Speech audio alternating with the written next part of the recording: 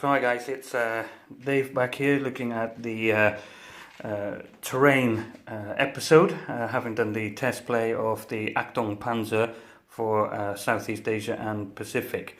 As you can see, my table, this is a 10 foot by 6 on modular flat terrain boards with a lot of scattered terrain over the top, which I'm sort of going to walk you through. My full-size table, when I put it together, is another 4 feet to go on that, and I'm still working on the scattered terrain. So I think first let's start with buildings. I do have some of the Vietnam buildings from Flames of War, but they're not actually out on the table. The ones I have got, these are MDF laser cut. They come already like that. They were a commercial commission based on some actual photographs of buildings in Southeast Asia. Really good little pieces. You can take, just give me a second, try and get this stable. The roof comes off on those, you can get units inside them, different sizes, as you can see.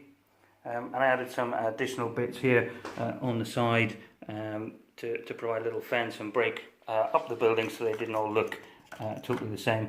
There is 3 variants, the largest one, a medium-sized one, and then this smaller one. And they look well as small villages, and one particularly expensive. So swinging off to the right, so no surprises here. This is just a cut-up doormat to represent elephant grass in this whole area. And in the game that would play out similar to Flames of War Vietnam. Depending on the roll between 1 and 6, we'll decide what type of height of elephant grass, and that can be from barely covering a man to covering a complete tank, and again quite an interesting variation in the game. Probably the other big piece that you've seen are my rivers. These are a commercial commission. They're actually really good. They come in different sizes, so we've got the very small size here.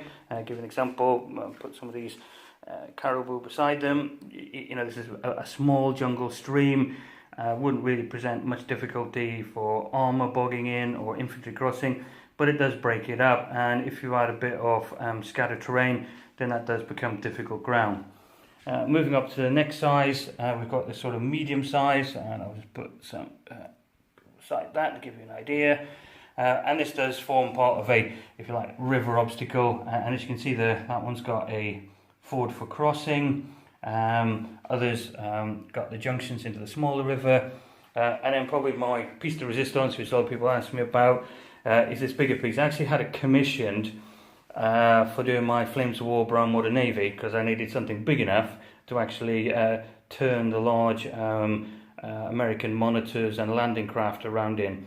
It's 12 inches plus a small bit of the bank. As you see, it's meant to replicate a large meandering river, so it does have some turn points in it, but not many. It's got a couple of junctions running off into, as you see, a much more active river with the ripples in it. It does have a couple of little design flaws. You can see there's a couple of little holes that was in the moulding, but actually, when you put it down on the table, you don't notice it that much. So let's move on to some of the other terrain pieces. So up here we've got rice paddies. You can make them yourself, but actually the ones that you can pick up, I'm not sure if you can get them anymore from Flames of War. These are cracking. They come in 3 sizes, and again present a great obstacle. The buns on the end, they count as a cover, and for tanks crossing, depending for your rule of time of year, whether it's dry season, no effect. If it's a monsoon, wet season, then that's a bogging obstacle again. So what other pieces we got? So I got some stuff from Miniature World Maker. This is an Australian company. This guy produces some amazing stuff. These are my big ridges. Here we've got some smaller ones. It's made out of a sort of rubber type effect. It's pretty much indestructible. You drop it, you can stand on it. Not that I advise you to do that, but it's great stuff. It's not that expensive.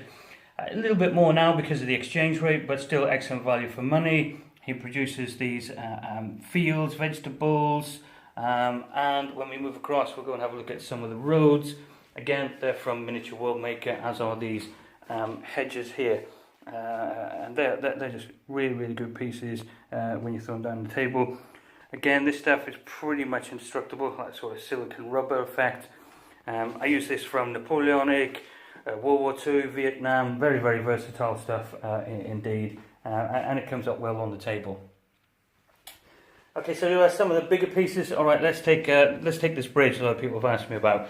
This is actually a Sally Forth 28mm bridge, which I bought. It comes as a single piece like this, with a ramp up and a ramp down, and then you can buy this extension piece, join the two together, and really that's what I needed when you've got to span a river that's over 12 inches. Reasonably realistic for Southeast Asia, not so much obviously for the Pacific, and I'm probably going to get a second one, and the second one will probably either damage this or blow a hole in it, so that we can swap it out if it's been destroyed or damaged by enemy air attack or perhaps even demolition. So looking at some of the small pieces, I just picked these up at various shows. This is obviously meant to replicate a little jetty. It's not actually 15mm, but when you put it out 15mm and you use one of the Flames of War from the Vietnam Resistance, actually it's not a bad size.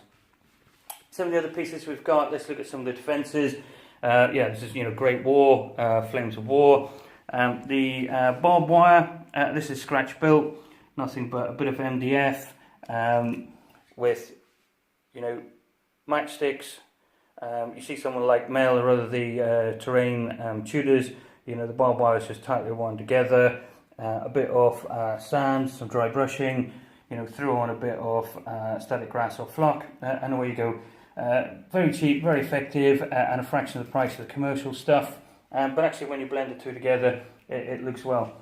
The obstacles, these again, I think from Sergeant's Mess, cheap and cheery, but actually, great for this period, because that's the type of thing you would have thrown down as an obstacle, but equally can be used, as I've done in the scenario before, for a logging camp area, which gives you some open ground and presents a different problem in the game.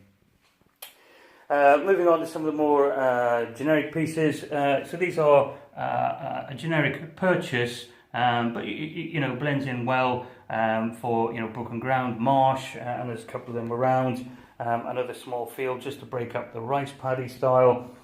Now looking at more the jungle terrain itself. So I go very much with the CD disc option here. I just take one of these off.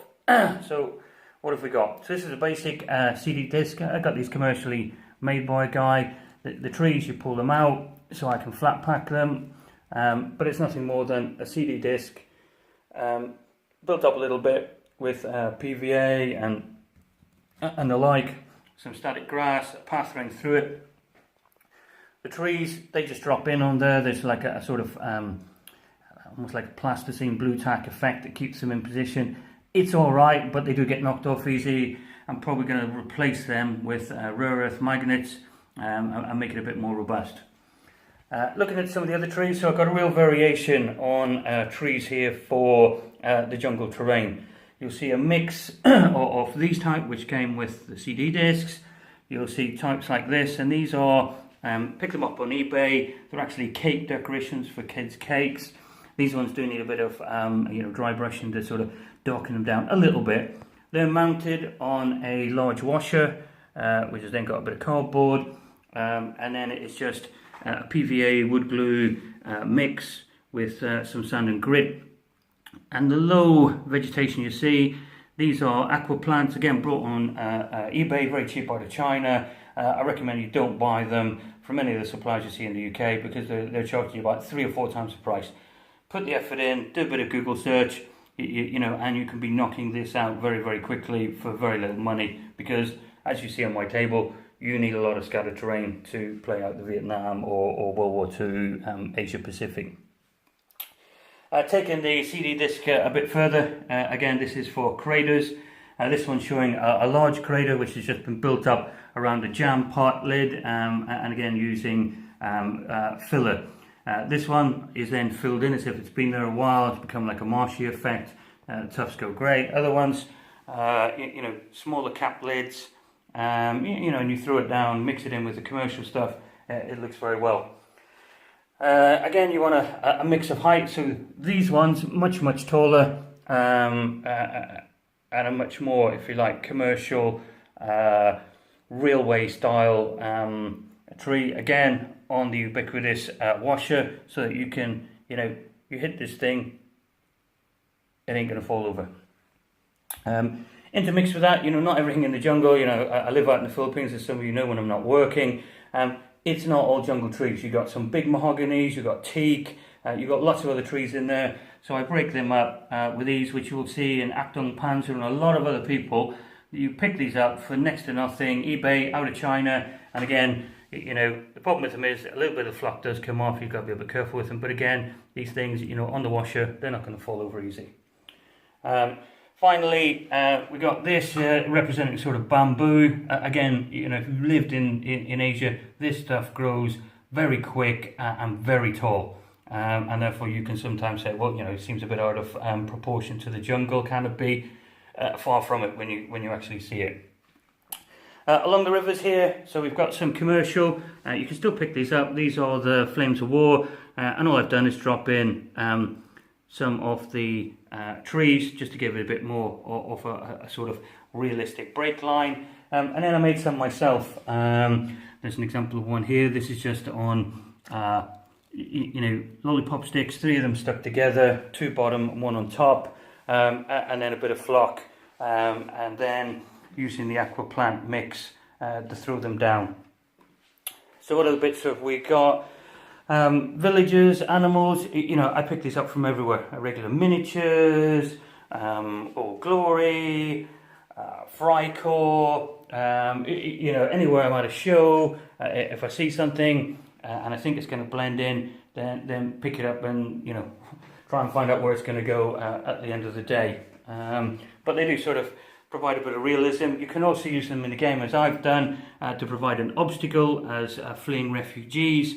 And this can snarl up things like, a primary route across a bridge. So I think, that's pretty much what we've got down here on the table.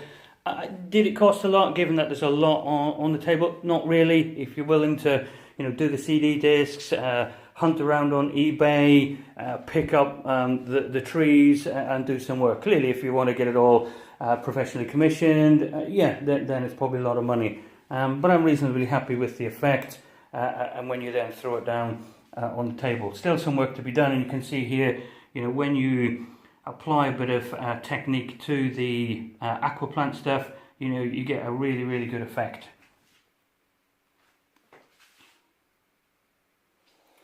Probably my last piece, and is it really a piece of terrain?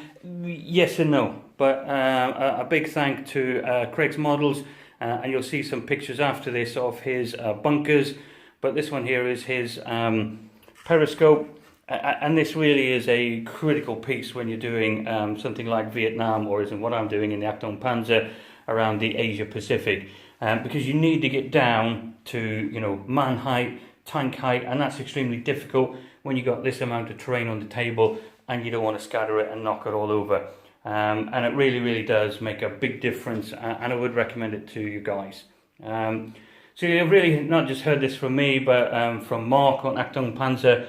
Getting the table laid correctly, getting it realistic to match the game is critical. There were some areas where you've got open terrain in Southeast Asia, but actually a lot of this is close engagement, it's hand-to-hand fighting, it's ambushes, and to do that, you need a lot of terrain. And the rivers, they cause massive problems. If you research some of the campaigns in Burma, river crossing, seizing bridges, ferries, steamers, all became critical during the campaign. And again, not quite in this game, but certainly for the others, you will see that mountainous terrain will also come into play heavily. Particularly if you look at Kohima, Imphal, any of those campaigns where people were really fighting from hill to hill to seize whatever high ground to be able to interdict either supply routes or reserves coming up. So thanks very much, guys. As I say, there's a few pictures that will come up after this, mainly from the stuff that I've had commissioned through gaming models. They've been painted up by the Devil's Paintbrush, James Harvey. Big shout out to him because he does all my commission work, and he presents excellent value for money. He's very creative, and you know, he produces a good standard of work. As an example here, it's a bit of a train piece, but this is a brewed up, knocked out US Stuart. It could be used as an objective. In this case, it's just another piece of scattered terrain. It is an obstacle, but you know, it just really adds to the realism. So thank you very much for taking the time. Where are we going to go after this? Probably next one will be looking at some scenario work. It'll be looking at where to find your orders of battle, and I'll be taking you through some other commercial products around Orbats for the sort of 1941 through to 45 period. So thanks again, and talk to you next time.